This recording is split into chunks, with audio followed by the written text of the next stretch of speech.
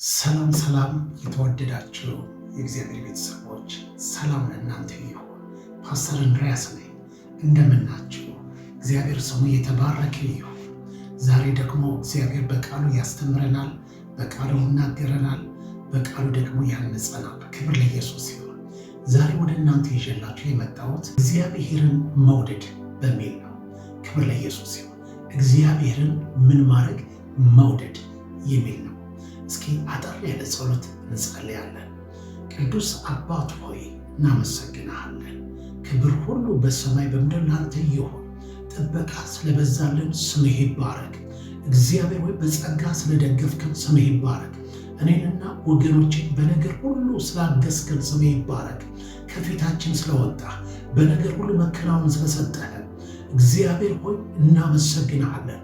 ከሚታይ ከማይታይ ከጨለማ ስራ ሁሉ ስለተጠበቀን ስምህ ይባረክ። ከፍ ከፍ እናረጋለን። ስለ ወገኖቼ አመሰግናለሁ። ስለ እህቶቼ፣ ስለ ወንድሞቼ፣ ስለ አባቶቼ፣ ስለ ልጆች፣ ስለ ወጣቶች በሙሉ እናመሰግናለን። ክብር ላንተ ይሆን። አሁን ደግሞ እግዚአብሔር ሆይ በቃል ልንማር በፊት አለን። እግዚአብሔር ሆይ ልጆችሽ ከእግዚአብሔር የተማሩ ይሆናሉ፣ የልጆችሽ ሰላም ይበዛል ተብሎ እንደተጻፈ በኢየሱስም ሰላም የሚያበዛልን የአንተ ቃል እንዲለቀቅልን እንጸልያለን። እኔንም ባሪያ እንድትረዳኝ ጸልያለሁ። ክብር ሁሉ ለአንተ ይሆን በኢየሱስ ስም አሜን። ክብር ለኢየሱስ ይሁን። እግዚአብሔር መውደድ ማለት ምን ማለት ነው የሚለውን እናያለን። ከዛ በፊት በማቴዎስ ላይ 22 ላይ አንድ ፈሪሳዊ ወደ ኢየሱስ ቀረበና የጠየቀው ጥያቄ ያለው ከሕግ ሁሉ የሚበልጠው የትኛው ትእዛዝ ነው ብሎ ኢየሱስን ጠየቀ። ይሄ ፈሪሳዊ መጣና ኢየሱስን የጠየቀው ጥያቄ ያለ ኢየሱስ ክርስቶስ ደግሞ ለፈሪሳዊ የመለሰው መልስ ዛሬ ለኔና ለእናንተ ትልቅ ነገር ነው ብዬ አስባለሁ። ኢየሱስ የመለሰው መልስ ይሄ ነው። እንደዚህ ላይ ፈሪሳዊው ሰዱቃውያንን ዝም እንዳሰኛቸው በሰሙ ጊዜ አብረው ተሰበሰቡ። ከእነርሱም አንድ ሕግ አዋቂ ሊፈትነው መምህር ሆይ ከሕግ ማናቸይቱ ትእዛዝ ታላቅ ነው ብሎ ጠየቀው። ኢየሱስን እንዲህ ሲል እንዲህ አለው፣ ጌታ አምላክህን በፍጹም ልብህ፣ በፍጹም ነፍስህ፣ በፍጹም ሐሳብህ ውደድ። ታላቂቱና ፊተኛይቱ ትእዛዝ ይህች ነች ብሎ መለሰለት። ክብር ለኢየሱስ ሲሆን አሁን እንግዲህ ይህ ሕግ አዋቂ ኢየሱስን በጠየቀው ጥያቄ ኢየሱስ የመለሰው መልስ ይሄ ነው። በፍጹም ልብህ፣ በፍጹም ሐሳብህ፣ በፍጹም ነፍስህ ጌታ አምላክህን ምን አድርጋለው ውደድ ብሎ ኢየሱስ ክርስቶስ ዘዳግም ምዕራፍ 6 ቁጥር 5 ላይ ያለውን በመጥቀስ ኢየሱስ ክርስቶስ መለሰለት። ክብር ለኢየሱስ ይሁን። ይህ አለው ጌታ ኢየሱስ ነው።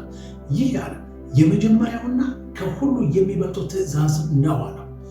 ከሁሉ የሚበልጠው የመጀመሪያ ትእዛዝ ነው። የቱ? ጌታ አምላክህን መውደድ። ሃሌሉያ!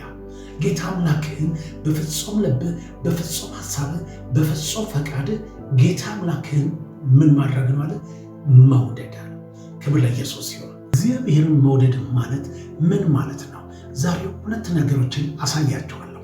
እግዚአብሔርን መውደድ ማለት አንደኛ እግዚአብሔር መውደድ ማለት መንገዱን ማወቅና መማር ማለት ነው። ይሄ ማለት ቃሉንና አሰራሩን ከማወቅ እጅግ የተለየ ማለት ነው። ወገኖች በመዝሙር 95 ላይ የእግዚአብሔር ቃል እንደዚህ ይላል፣ ያቺ ትውልድ ይላል 40 ዓመት ይላል ተቆጥቻት ነበር፣ ሁል ጊዜ ልባቸው ይስታል፣ እነርሱ መንገድን አላወቁም አልኩ ብሎ መጽሐፍ ቅዱስ ይናገራል። አያቸው እነርሱ ማለት መንገድን አላወቁም ይላቸዋል። እግዚአብሔር እየተናገረ ያለው ስለተመረጠው ሕዝብ ነው። ነገር ግን መንገዱን ስላላወቀ ሕዝብ ስለ እስራኤል ነው እየተናገረ ያለው። እግዚአብሔር እስራኤል መርጧል። ነገር ግን መንገዱን ስላላወቀ ሕዝብ ስለ እስራኤል የተናገረው ክፍል ነው። ደግሜ ላንብበው። ያቺ ትውልድ አለ 40 ዓመት ተቆጥቻት ነበር፣ ሁል ጊዜ ልባቸው ይስታል፣ እነርሱ መንገድን አላወቁም አልኩ ብሎ ይናገራል። እነዚህ ሰዎች እግዚአብሔር ከግብፅ ባርነት ነፃ ባወጣቸው ጊዜ በግብፃውያን ላይ ያደረገውን መቅሰፍት ሁሉ ምስክር ሆነው የተመለከቱ ሰዎች ናቸው። እነዚህ ሰዎች እግዚአብሔር ቀይ ባህርን ሲከፍለው ከፈርዖን ሰራዊት ሲታደጋቸው ተመልክተዋል። ያ ብቻ አይደለም። በምድረ በዳ ቀን በደመና አምድ፣ ሌሊት ደግሞ በእሳት አምድ ተከትለው ሄደዋል እነዚህ ሰዎች። ይሄ ብቻ አይደለም፣ አለት ሰንጥቆ ይጠጡ ዘንድ ውሃው አዘጋጅቶላቸዋል። ይሄም ብቻም አይደለም፣ በምድረ በዳ 40 ዓመት ሙሉ ተአምራዊ መና እየተመገቡ ሐሴት አድርገዋል። ዋው! በዚያን ጊዜ ውስጥ ሁሉ ልብሳቸውም አላለቀም አላረጀም ይላል መጽሐፍ ቅዱስ።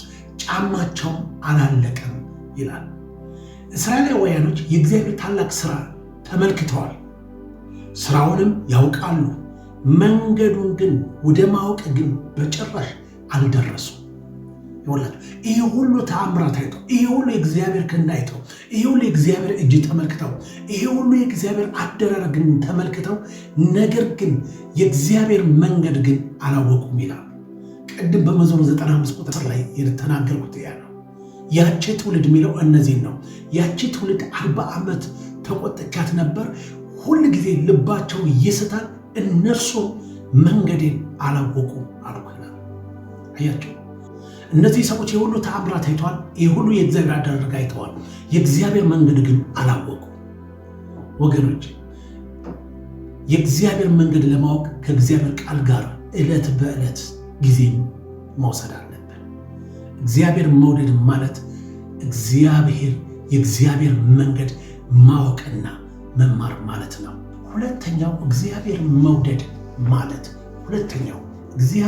መውደድ ማለት ትእዛዙን መጠበቅ ማለት ነው።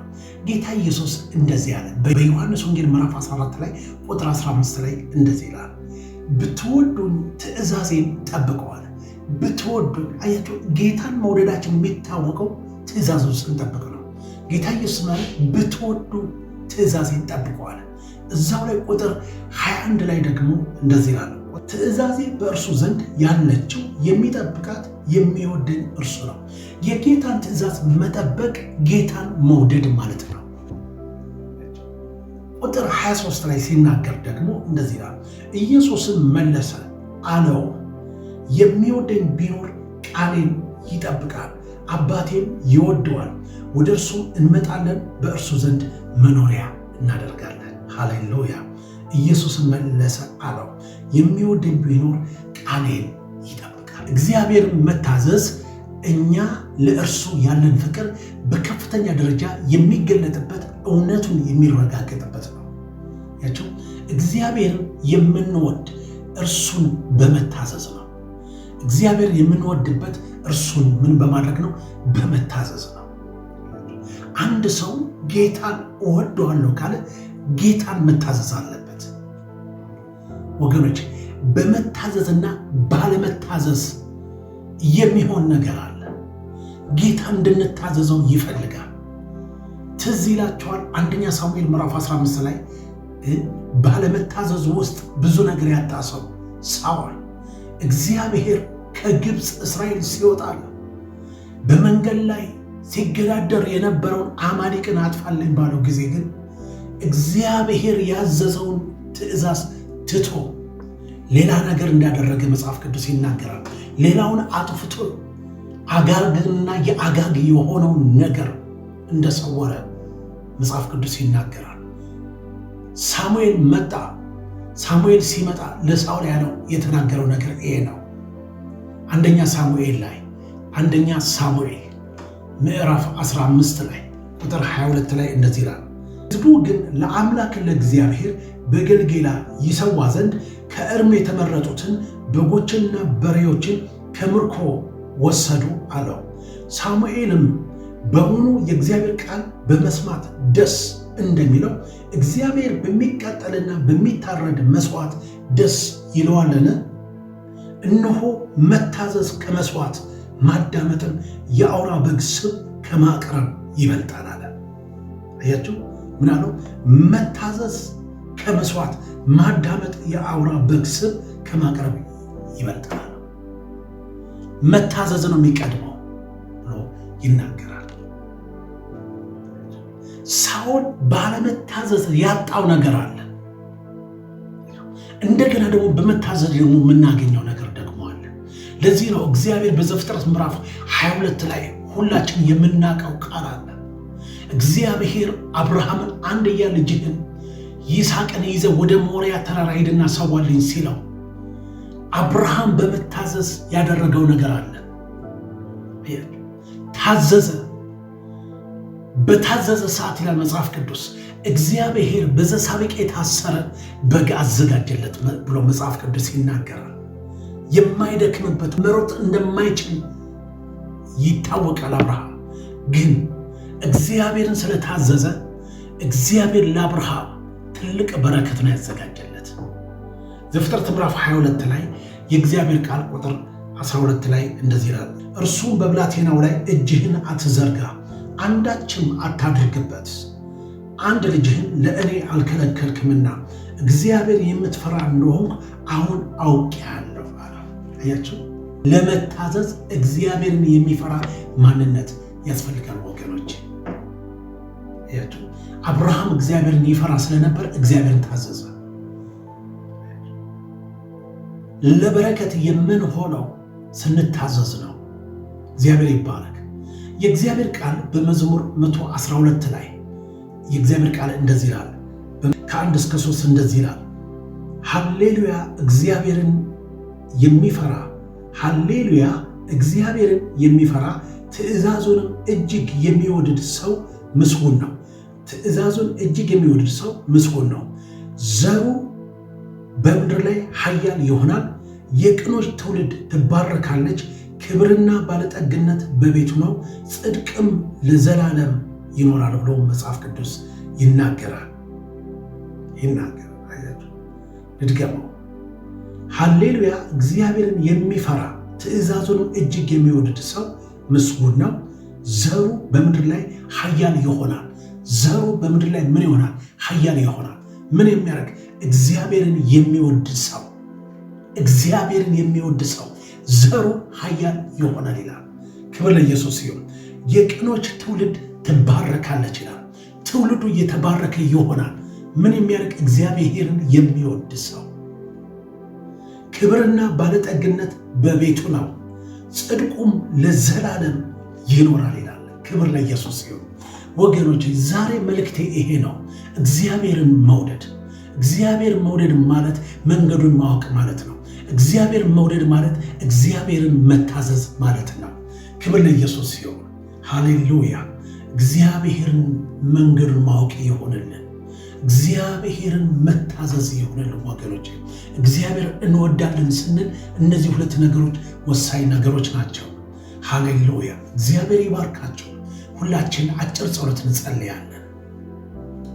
ቅዱስ አባትና አምላክ ሆይ እናመሰግንሃለን። አሁን በቃለ እግዚአብሔር ሆይ እኛን ስለተናገርከን ስም ይባረክ። አንተን እንድንወድ እግዚአብሔር መንገድህን ያንተን መንገድ መውደድ እንዲሆንልን ጌታዊ፣ ብዙ መንገድ አለ።